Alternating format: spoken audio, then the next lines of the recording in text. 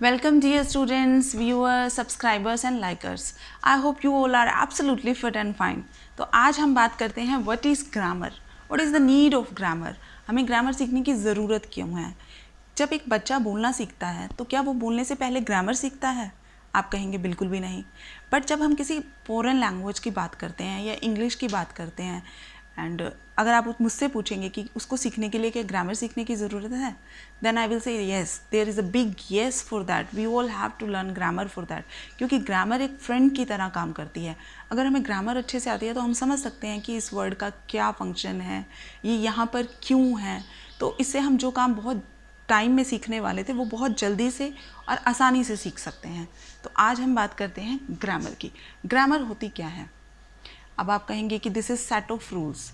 अब रूल्स थोड़ा सा मुझे अजीब लग रहा है वर्ड्स यहाँ पे, क्योंकि grammar English is not a game कि हम इसके कोई रूल सेट कर दें, आपको ये नहीं करना, आपको वो नहीं करना, अगर आप ऐसा करेंगे तो फाउल हो जाएगा. No, this is actually the structure और सिस्टम ऑफ अ लैंग्वेज, कि आप वर्ड्स को एक सिस्टम में, एक स्ट्रक्चर में रखते हैं और आपको वर्ड्स उसी स्ट्रक्चर और सिस्टम में रखने हैं. अगर आप ऐसे रख रहे हैं तो it's meaningful, otherwise it will become meaningless. तो आज हम बात करेंगे कि कैसे क्या होते हैं वर्ड्स और कैसे उनका फंक्शन होता है. This is the very basic step of English grammar. Parts of speech. There are 8 parts of speech, but some people say that there are 9 parts of speech. कुछ कहते हैं कि यहाँ पे 10 parts of speech हैं. तो हम आगे की वीडियोस में, यानी कि मेरी नेक्स्ट वीडियो में आपको बताऊंगी कि कुछ लोग 9 और 10 पार्ट्स स्पीच के क्यों कहते हैं. आज हम सिर्फ 8 पार्ट्स की ही बात करेंगे. First part is noun. अगर आप यहाँ नाउन क्या है कि किसी भी चीज़ का name. Noun is the name of a person, place और a thing, material, any quality. किसी भी चीज़ का नेम हो. अब आप नेम सोचिए, आई पूनम नागपाल, रीना, राकेश, कोई भी नेम हो सकता है. किसी प्लेस का नेम, दिल्ली, इंडिया, कोई भी कंट्री का नेम, कुछ भी, मतलब आप नेम सोचिए.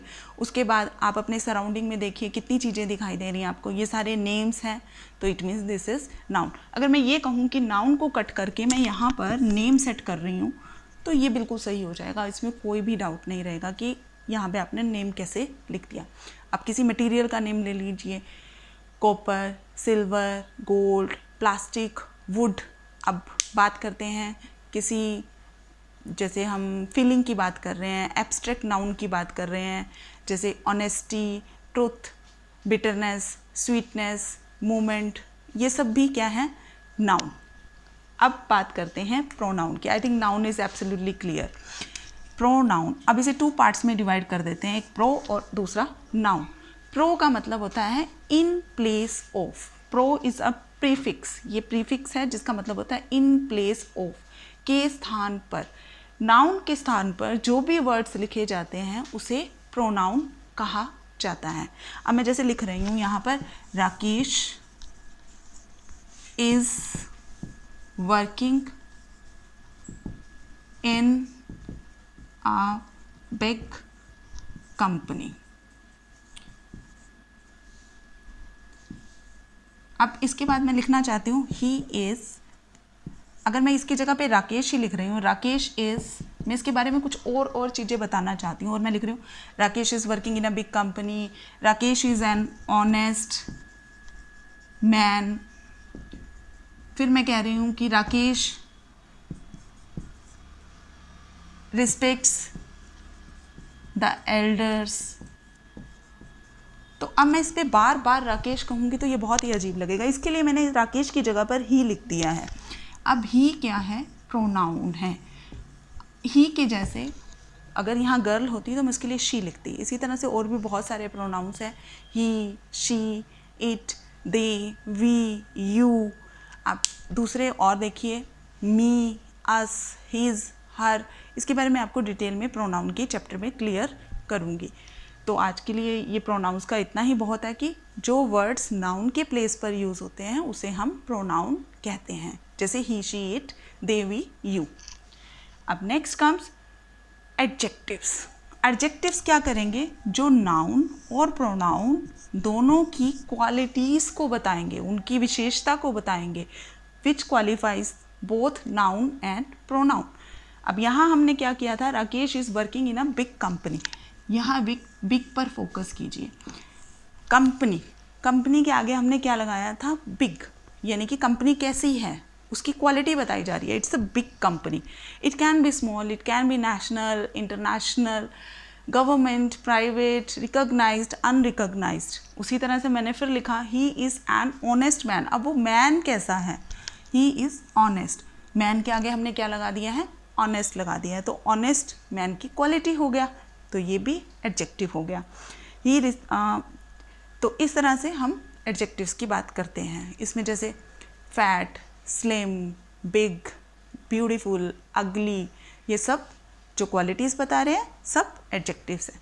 अब बात करते हैं वर्ब की। वर्ब क्या होता है, कुछ लोग कहते हैं कि ये एक्शन वर्ड्स होते हैं। इसके साथ हम 2 लाइनें और ऐड कर देते हैं। एक्शन वर्ड के साथ साथ ये फीलिंग और थिंकिंग भी होता है। अब फीलिंग देखिए कैसे, यहाँ पर देखिए ये एक्शन वर्ड है, राकेश इज़ वर्किंग, काम, जिससे काम करने का बोध हो रहा है, जिन शब्दों से कि कोई काम हो रहा है। वर्क है, ईट है, स्लीप है, रन है, वॉक है और मोटिवेट है, ये सब क्या है, काम हो रहा है। अब यहाँ पर बात आती है रिस्पेक्ट्स। रिस्पेक्ट्स भी वर्ब है क्योंकि इसमें फीलिंग है। रिस्पेक्ट है, love, like, he likes mangoes, he loves to work hard. तो इसी तरह से understanding, I understand the facts which are told by you और which are told by anyone, I can understand the facts. अब यहाँ understand जो word है ये थिंकिंग को डिनोट कर रहा है, तो ये भी एक वर्ब है। तो आज के लिए इतना ही, बाकी के ये 4 जो रह गए हैं ये हम नेक्स्ट वीडियो में कवर करेंगे। Till then keep learning, bye, and one more thing, that is subscribe. Don't forget to do that. Bye.